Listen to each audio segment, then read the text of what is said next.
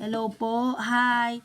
Itong video po na to ay tungkol po sa 10 peso year 2017.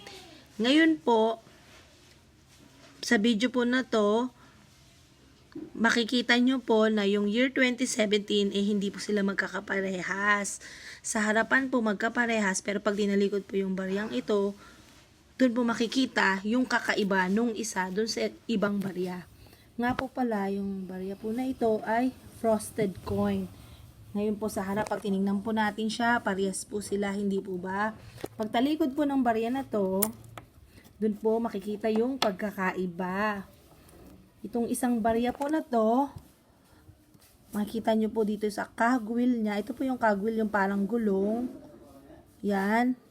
Na maliliit lang po siya. Samantalang yung isa po, yung cogwheel niya po ay malalaki. Na parang may tusok-tusok pa nga po dun sa gilid.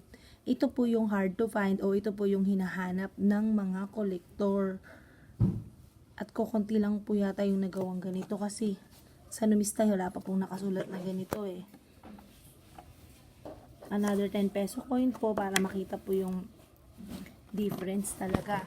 Year 2017 din po yung coin na ito. Pag binaliktad po siya, ito po hindi frosted na coin.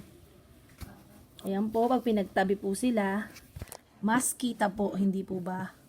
Yung cogwheel nito o yung pinaka parang gulong niya ay naiiba kumpara dito. Di ba po? So, ito po yung hinahanap po. Yun lang po, thank you.